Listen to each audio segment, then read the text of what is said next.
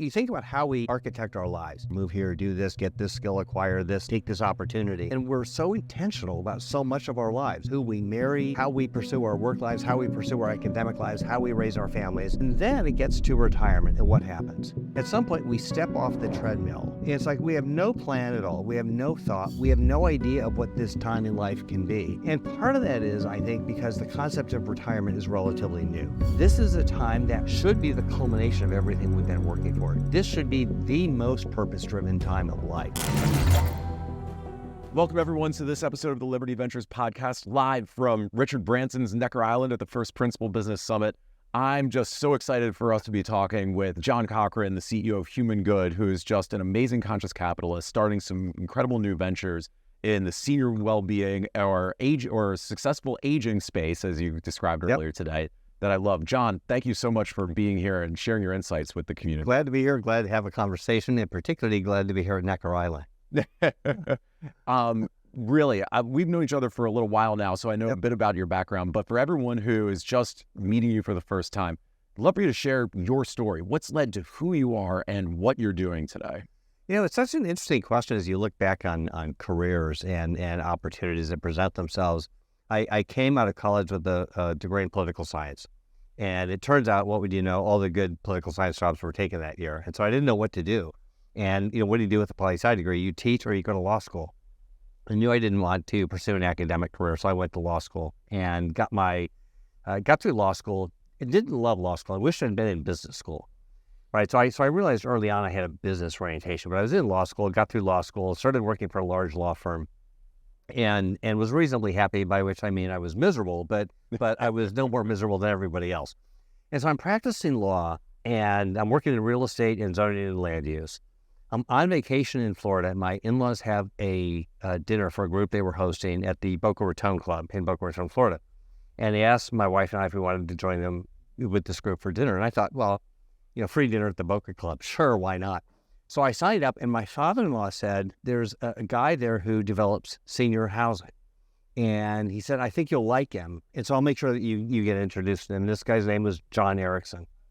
And so my wife, Lisa, and I sat next to John and Nancy Erickson 30 years ago, and we struck up a conversation, and I just loved both John and Nancy. They were just phenomenal people. John was describing his vision of what this third half of life should be, 75 plus, a time of vitality and purpose and engagement and full living, where you take the accumulated wisdom and the experiences of everything you've worked for, and you kind of move from success to significance, and you live with purpose and vitality. And he's talking about all of this, and I have no interest whatsoever in working in senior housing. I mean, none. But I have an interest in doing zoning and land use work. So I'm thinking, I'll get this guy as a client for my law practice. So I invite myself, we're living in Chicago. I invite myself to his headquarters in Baltimore. He has one community at the time. And I said, you know, I'd love to learn more about your business and, you know, talk about, you know, maybe we can do something together. And he kind of smiles slightly and says, sure, come out anytime. So I come out and I sit in John's office, and we visit for about 45 minutes. And he's waxing rhapsodic about this idea of this third half of life and how engaged and purposeful and joyful and intentional this should be. And he's excited, I'm excited. And finally says, you know, do you want to take a tour of the retirement community? And I said, you know what, I don't have to. I'm sold on the vision, and I'd love to do some work with you. He said, you don't have a clue what I do for a living. You don't understand at all what I've been talking about. You got to see it to believe it. I said, by golly, you're right, John. I do have to see it to believe it. Let's go take a tour. So we took a tour of this community that was 1,600 independent living units scattered among about 14 buildings. So you can imagine this campus on a 100-acre former seminary, linked buildings on this, you know, of this retirement community. And we're walking through this community, and there are 2,000 people living in independent living alone. That's not healthcare. That's just the independent living apartments. And it was like a human ant farm. There were just people everywhere. Men's chorus over here, women's chorus over here, mixed chorus over here, jazz band over here, Russian literature being studied over here, Tai Chi being done over here. I mean, everywhere you looked, people were engaged with life. And what was interesting is these weren't 55-year-olds. They were 75, 80, 85, 90-year-olds. So, you know, some of these people were as fit as you and I. Some of them were using walkers. A few were in wheelchairs. So you saw all kinds of physical abilities. But I walked through this community and I thought, I have never seen anything like this. I've never seen a place where people are thriving living in community like this. And that was the first thing that struck me on this tour. The next two things that struck me is, as we walked through the hall, John was greeting his residents. And that didn't really surprise me. What surprised me is he actually knew who they were. So he'd walk through and say, hey, Alexander, how are you? How are the grandkids doing? I know they were here last week. And it was the kind of interaction that told me he actually knew Alexander and knew you as a person, not just you as a client, as a customer. And I was kind of taken by that. I thought, well, this guy's really sincere about his vision of knowing people and helping to pull out their best life. The other thing that really struck me is he had the same kind of interaction with his team members. He walked through and said, hey, Alexander, how are you? How are the kids doing? I know, has your kid gotten into college yet? And he's having these conversations that, again, tell me it's not the anonymous CEO tour where someone goes through and waves and looks the other way because, they don't want to interact with anybody. He knew and liked these people, and they knew and liked and respected him. You can't fake that stuff. And I was just blown away. So we go to lunch, and my eyes are this big, my jaw's hanging on the floor. And at lunch, John says, well, I don't need more lawyers, John. You guys are a dime a dozen. I can find you on any street corner. This is an exact quote from John. He says, but what I need people who get the mission and vision and can help me carry this forward. And at that point in time, I said, listen, if you got a job for me here, I'd love to come work for you. To this day, I can't imagine what compelled me to say that to him. So now I'm flying home to Chicago. I'm having dinner with my wife in the apartment we have just spent a year and a half renovating. We moved out, bought 2 apartments, gutted them, redesigned them, built our dream home. We'd moved in 9 months earlier. And I'm having this conversation with my wife about how the trip to Baltimore went. And so I'm having the same conversation with her that I'm now having with you. I'm excited, she's excited, I'm smiling, she's smiling. And she says at one point, well, obviously, you got him as a client. I've kind of seen you get this excited before. I know how this is playing out. I had to say, funny. Not exactly how it worked out. A little reversed there. He got me as an employee and we're moving to Baltimore. And my wife, God bless her, said, listen, if this is going to be meaningful, purposeful work for you, this is going to bring you joy as well as, help you make a living, I'm all for it. It'll be an adventure. What's the worst thing that can happen? And what a gift that was from her. That was the first gift I got. So she was totally on board. 6 weeks later, I had wrapped up my law practice. We had our apartment on the market. I was living in John's spare bedroom, commuting to work at a retirement community and making 90% less than I was making in the law firm. So they got a 90% pay cut. So this was insane on every level, except the second big gift I got was I went to the attorney. The partner who worked right next door to me had a banking practice. He was probably about my age now. He's maybe, in his, early 50s, a little younger than me.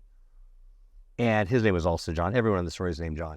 So I went to this other John. I said, John, you're not going to believe this. This is just crazy. As I tell the story, I can't believe I'm doing this, but here's what I'm doing. And I laid out the story for him. Again, big book of business, very successful, very well-regarded attorney. He gets up and closes his door and he says, I just want to tell you, I'm jealous. I hate my job. I go home every night because I refuse to miss dinner with my family. I have dinner with my family, pull myself off in my study, work until 11 o'clock. I work half days on Saturdays. And Sunday I get a hollow feeling in the pit of my stomach and I dread coming into work. But he said, I've got kids in college, I've got 2 mortgages, and I don't know how to get out of this. And that was actually one of the best gifts I've ever gotten in my professional life, because that gave me this sense of that is exactly what I don't want to be doing with my life. I want to marry purpose to success, but it's got to have both. And I realized that for me, that was critical. And for him to say that to me enabled me to close that door on a law practice and know I'd made the right decision. There are so many remarkable points of that story, from the serendipity of you meeting I know, right? Guy in Boca Raton to him persuading you to give up the practice and go work for him to the 90% pay cut. Like, that is insane. Who does that? That's the power of purpose right there. It is the power of purpose. That had purpose, that you were energized by, that you were willing to throw yourself into with the belief that it was going to be successful in the long run as well. Thing. So when I was working in the law firm, you'd work every night till 9, 10 o'clock. You'd work at least one day on the weekend. You were in on every Saturday. And I resented every time I was there past 5 o'clock. I resented going in on Saturdays and giving up my free time, and especially with being newly married. I just hated all of it. I go to work in senior housing. I go to a purpose-focused engagement. I am working harder today in my CEO role than I ever worked as a lawyer. And I work all the time, but I love what I do. And I've told people, and this is true, I've never had a bad day. Look, we've all had plenty of days that didn't go according to any kind of plan, but I've literally never had a day I didn't wake up eager, happy, excited to do this work. And I am more excited today by what lies ahead for this field than I was when I got into it. And as you get a little older and you interact with more people in business, you realize how few people in business get to say that, but how many more could get to say that if they married purpose to their work. And a big part of that clearly comes with age and experience for you to realize that, and for others to do the same thing, which is why your work and helping people age successfully is so important here. Now, you used that term earlier today, actually, and I'd love for you to expand upon that, because I think it's such a fascinating concept that not many people really think about. We don't think about this, and it's curious, right? Because you think about how we architect our lives. You know, you move to the right neighborhood and try to get your kids into the right preschool, and then you try to get the right education for them. And then you plan for the right college or trade school for them. And so you have a whole plan. And then you get into your career, and you have a whole career plan. You may have a coach. And we really think this through. You know, move here, do this, get this skill, acquire this, take this opportunity. And we're so intentional about so much of our lives, who we marry, how we pursue our work lives, how we pursue our academic lives, how we raise our families.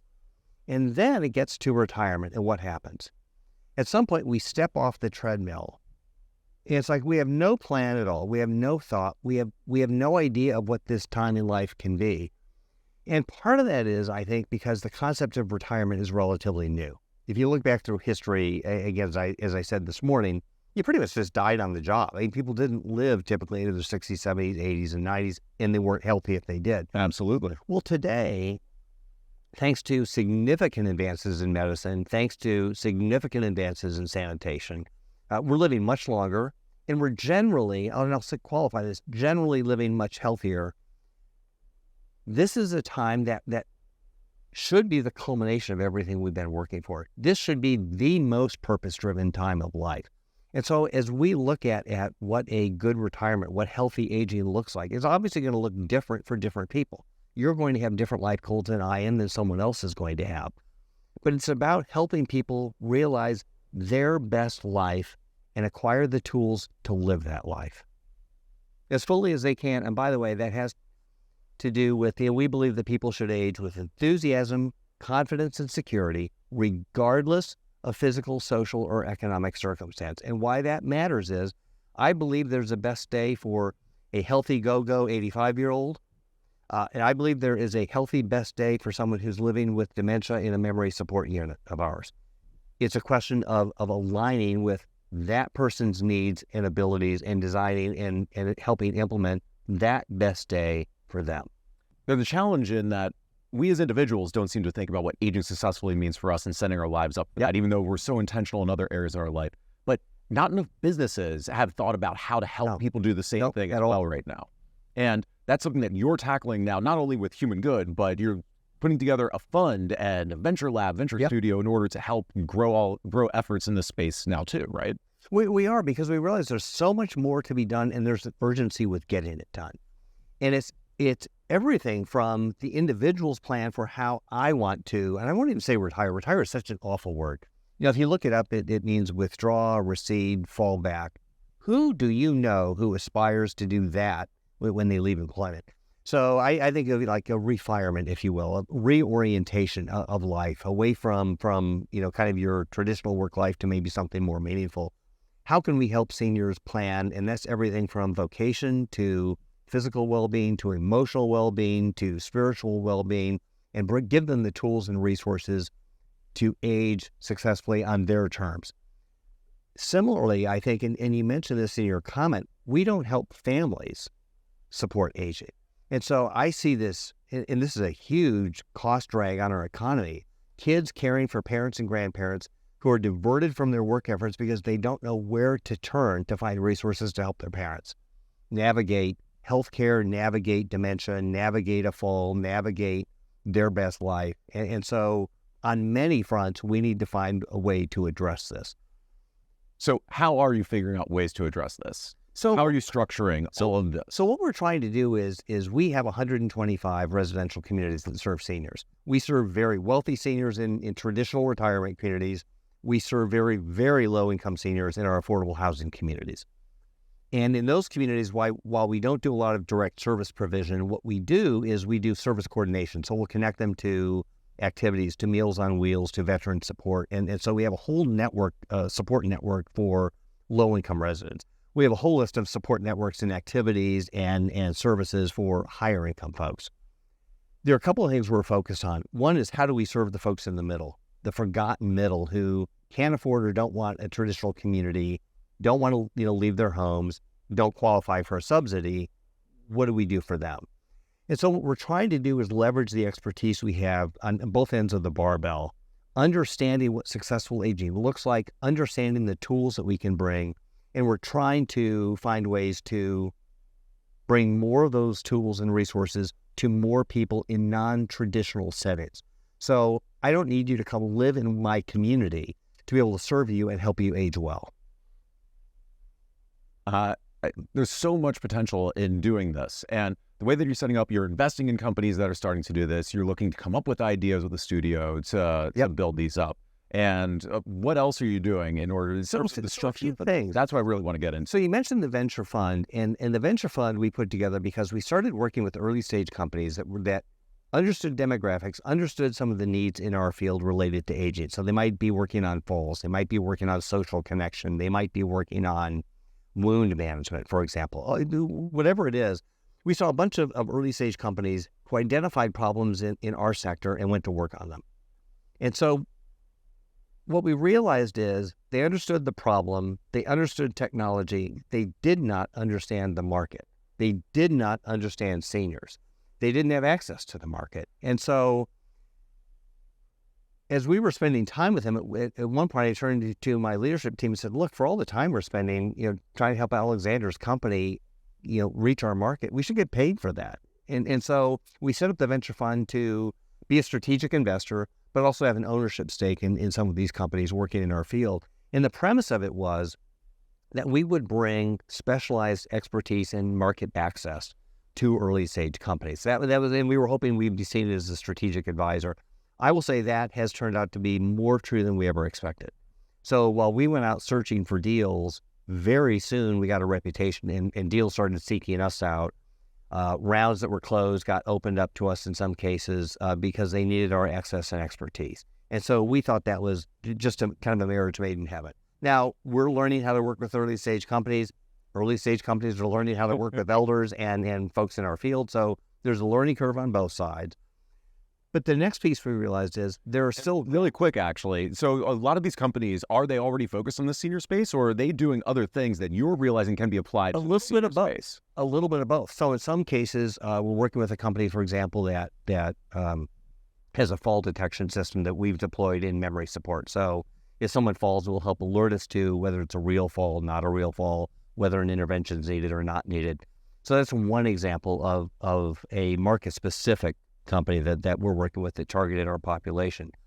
Another example, though, that's kind of interesting is we're working with BioBot, which is a wastewater testing company that tests wastewater discharge for the presence of pathogens. Now, why does that matter? Well, it matters in schools because they can look for illicit drugs. In our case, it matters because we look for things like a norovirus outbreak, or can we catch a COVID outbreak before it clinically manifests somewhere. So you may not even be aware that you've got norovirus, but if I can detect it in the wastewater, I can intervene much earlier. Early intervention in many cases, and particularly with the elderly, means a far better likelihood of an outcome. So we work with that disease, and just as importantly, this technology can pick up early signs of depression before they clinically manifest. Why does that matter? Well, this is a generation that, one, depression is more prevalent than people think as people age. And we're still dealing with a generation that has some degree of stigma around talking about this. Well, now if we give them a tool to get it bully and capture, again, we can do an intervention before it clinically manifests in some negative way. So in the playground, what we're trying to do is put together this longevity and vitality center that, we'll launch with maybe 5, 6, 7 different assessments. And over time, we'll figure out these 3 matter, these 2 nobody cares about, these 4 things we're adding in. And so it's going to be our effort to find a way to kind of democratize and measure well living. And I think that's so interesting because everyone knows about the fund structure, the lab structure, the playground structure sounds like a new concept. Is this something you took from someone else or you came up with as you started to get into the venture space? We came up with this ourselves. I mean, other people may be doing it, so I can't claim any kind of brilliance credit here. But we came up with this because I realized nobody in our space has pulled this together yet. So there's nowhere for you to go and get a holistic view of how prepared them. And so this really came in our case out of just pure necessity. We're not seeing this anywhere else. And I think it's not just me. I think people are hungry. I think they're hungry for tools and resources that are more than just vapors and anecdotes. They're real. They're measured. They're numbers you can put to it. Why don't people stick with diets? It's because they don't know if they're making improvements. So what we want to do is give people an assessment, a personalized intervention, so they can assess whatever they want. We might have 20 different assessments. You might take 8. I may take a different 7. Someone else may take a different 5. Someone else may take 12. But you take whatever assessments you want to take, find out where you are, determine where you want to be, where you can be, design personalized interventions for that. But the key is going to be rapid reassessment so you know you're making progress. Brilliant. So, John, this has been a fascinating conversation. I've learned a lot about the structure you're putting together and the importance of successfully aging and why more businesses should get into that. What I always like to ask at the end of these is, and to provide context, that one of the best things people can do, they want to connect with someone, they want to learn a new industry, they want to do something different, is to reach out to someone they want to talk to and offer to give value, offer to help with something. Sure. So with everything that you're doing, anyone listening is excited about this, wants to get more into the space or wants to connect with you, what's something that they could offer to do for you? What value could they give for you that would get you excited to respond? I think what would get me excited is someone who has an idea they can marry to what I just talked about. The person is sitting out there and said, I know exactly what he needs. He needs X, Y, or Z. And they can call me, they can email me, they can text me, they can raise a white flag, put my name on it. I'll talk to anybody, anytime. As I said this morning, the one thing I know for sure is I'm not smart enough to do this on my own. I love talking to smart people. I love talking to engaged people who have the same vision, same orientation, the same drive, and want to share those thoughts. I'm happy to talk to anybody. Fantastic. John, thank you so much for everything you're doing and for joining the con. Thank you. And thank you for hosting this. It's great to be together. It's great to have you here.